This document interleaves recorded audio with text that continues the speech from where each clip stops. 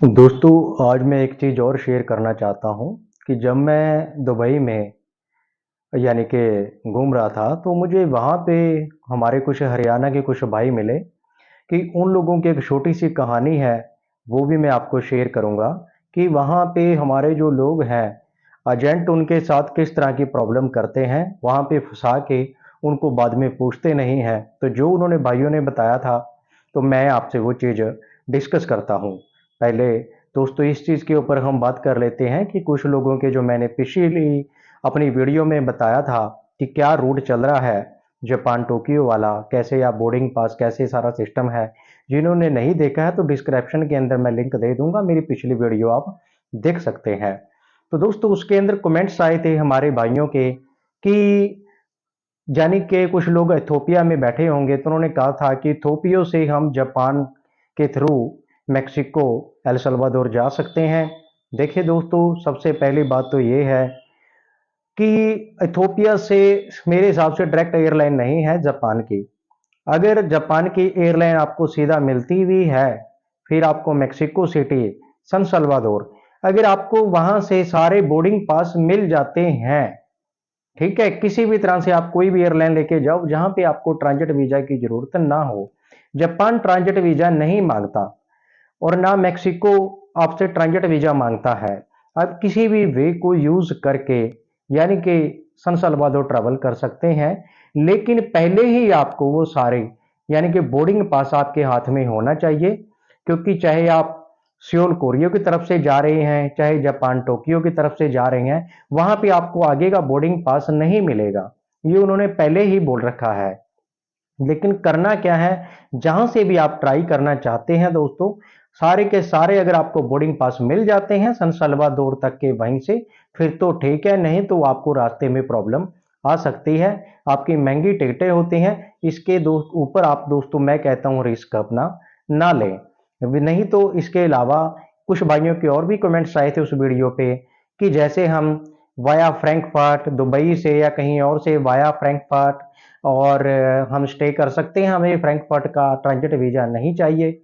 नहीं दोस्तों, यूरोप के अंदर आज की डेट में ऐसा हो रहा है कि यूरोप से हम कहीं पे भी ट्रेवल कर रहे हैं, आगे मान लो चाहे यूके चाहे मेक्सिको, अगर इंडिया से जा रहे हैं दुबई से जा रहे हैं, हम यूरोप के अंदर अब जो ट्रांजिट वीजा हमें चाहिए, चाहे हम वाया लफ्तांसा यानी कि फ्रैंकफर्ट के थ्रू जा रहे हैं, चाहे हम वाया आम्स्टरडाम के थ्रू जा रहे हैं, या किसी भी कंट्री के थ्रू हम जा रहे हैं यूरोप के अंदर, अगर हमारा स्टॉप है, हमारे पास शांगन वीजा नहीं है, यूएस कनाडा का वीजा नहीं है, तो हमें ट्रांजिट वीजा चाहिए। इसके चक्कर में भी आप अपनी यानी कि फ्लाइट टिकट ना खराब कर लें और आपको किसी भी तरह की मैं कहता हूं परेशानी आपको यानी कि आपकी मनी है जो वेस्ट ना हो।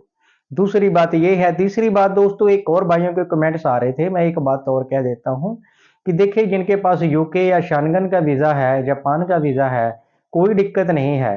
फिर शांगन वाले आप सीधा शांगन के थ्रू आप जा सकते हैं वाया आम्स्टरडाम के थ्रू, ठीक है ना। और यूके वाले भी आप कहीं ना कहीं के थ्रू, बहुत सारे ऐसे ऑप्शन है कि आपको फिर तो मैं कहता हूं यूके वालों को तो बिल्कुल ही दिक्कत नहीं है, क्योंकि यूके जाके आप सीधा वहां से या वाया आम्स्टरडाम ले लें या फिर सीधा वहां से मैक्सिको सिटी से होके सन सल्वाडोर आपकी एयरलाइन चली जाती है। आप सिर्फ आने जाने की टिकट लें, होटल बुकिंग लें, शो मनी 2000 या 2500 अपने यूएस डॉलर अपने पास रखें और आपका काम हो जाएगा। इसके अलावा दोस्तों बाकी का जो मैंने पिछला रूट बताया ही था कि बैंकॉक वियतनाम वाला, कि अगर आपको सारी ये भी वही लोग ट्राई करें जिनके पास ट्रैवल हिस्ट्री है। ट्रैवल हिस्ट्री से अलावा आज की डेट में दोस्तों थोड़ा सा सिस्टम जो चल रहा है इस टाइम, सिस्टम वो थोड़ा सा यानी कि डिफिकल्ट है। कोशिश करें अपनी ट्रैवल हिस्ट्री बना लें, तभी आप इन रूटों के ऊपर दोस्तों अपनी ट्राई करें। वरना आप कोशिश करें दोस्तों, पहले ट्रैवल हिस्ट्री बना के फिर आप या यूके का वीजा ट्राई करें या फिर शानगन वीजा या फिर ब्राजील का वीजा, ऐसे कंट्रियों का आप वीजा लेके फिर आप उधर सेंट्रल अमेरिका में जाएं, फिर आप सन सल्वाडोर ट्रैवल कर सकते हैं।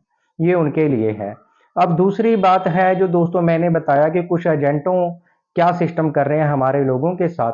दुबई के अंदर मुझे कुछ हरियाणा के लोग मिले, तो मेरी उनसे बातचीत हुई, तो उन्होंने कुछ अपनी कहानी बताई। उन्होंने मेरे से पूछा कि मैं कैसे हूँ भाई यहाँ पे। मैंने कहा मैं विजिटर हूँ, घूमने के लिए आया हूँ। तो मैंने कहा भाई आप, उन्होंने बताया कि हम तो ऐसे करके 2 से 3 महीने से फंसे हुए हैं और उनके पास जो वीज़ा था वो शुरू में 1 मंथ वाला था, 1 महीना स्टे कर सकते थे। उसके बाद में उनको वहाँ से एग्ज़िट होना पड़ता है। लेकिन एजेंट क्या करते हैं कि वहाँ पे बैठा देते हैं 1 महीने तक, अगर उनका सिस्टम कोई बनता है ठीक है, नहीं बनता है तो उनको वहीं पे छोड़ देते हैं और उनकी खुद की ज़िम्मेवारी अपनी भूल जाते हैं एजेंट। उसके बाद में बेचारों को उनको फँसा के, आपको पता ही है कि यूएई के अंदर अगर आपका जैसे 1 मंथ वाला वीज़ा है, उसके बाद आप रुकेंगे वहाँ पे, तो दोस्तों आपको 100 से 200 दिरहम तक डेली का फ़ाइन पड़ता है। हमारे इंडिया का 2000 से लेके 4-5 हज़ार रुपए तक का डेली का फ़ाइन है और वो तब तक आप वहाँ से एग्ज़िट नहीं हो सकते, वहाँ से बाहर नहीं ले सकते यूएई से पूरे से, जब तक आप फ़ाइन नहीं भरोगे। तो ऐसे में फिर वो लोगों ने क्या किया, उन्होंने कहा हम खुद दोबारा से खर्चा अपने घर से मंगवा के फिर हमने क्या किया, अपना फाइन भरा और वहां से ओमान जाके फिर वापसी एक बार फिर एग्जिट की, दोबारा वीजा यहां से वहां दुबई के अंदर 20 से 25 हजार रुपया देके हमारे इंडिया के हिसाब से फिर उन्होंने वीजा लिया। तो दोस्तों मैं ये कहना चाहता हूं कि जो लोग यूएई जा रहे हैं, चाहे किसी के थ्रू जा रहे हैं, वो इस चीज को ध्यान में रखें, अपना अच्छी तरह सोच समझ के जाएं जो आगे का कहीं प्लान कर रहे हैं, वरना कहीं आप मुसीबत में ना पड़ जाएं। अपने एजेंटों से जिस तरीके से भी आप बात करते हैं, उनको अच्छी तरह से पहले ठोक बजा के बात कर लें, कभी आपको बाद में दिक्कत ना आए। क्योंकि जिस तरह से मैंने उन भाइयों की कहानी सुनी, वो बहुत ही यानी कि रुला देने वाली बात थी। क्योंकि जिस तरह से वहां से 3 से वो 4 लोग थे, सेम उन्होंने कहा कि हमारे 3-4 लोगों के साथ ऐसे हुआ। अभी भी उन्होंने कहा हम खुद घर से खर्चा मंगा के खा रहे हैं, लेकिन अब उनकी बस हो गया। वो उन्होंने बोला है कि हम टिकटें करा रहे हैं वापसी की, अब वापसी हम इंडिया आ जाएंगे। तो दोस्तों इस तरह से मैं कहना चाहता हूं कि सारी चीजों से आप सोच समझ के ही बाहर निकला करें। ऐसा ना करो कि एक बार यहाँ इंडिया से चले जाओ, बाद में देख लेंगे। देखने वाली बात दोस्तों आपको भारी नुकसान पहुंचा सकती है। दोस्तों जो हमारे चैनल पे नए हैं, प्लीज चैनल को सब्सक्राइब करें, लाइक करें, शेयर करें। और दोस्तों जो भी आपकी कोई भी बात हमारा भाई रखना चाहता है अपनी, आप हमारे चैनल पे कमेंट्स करके रख सकते हैं, उसके ऊपर हम डिस्कस करेंगे। फिर नेक्स्ट वीडियो के अंदर उस चीज को भी हम आगे बात करेंगे। धन्यवाद।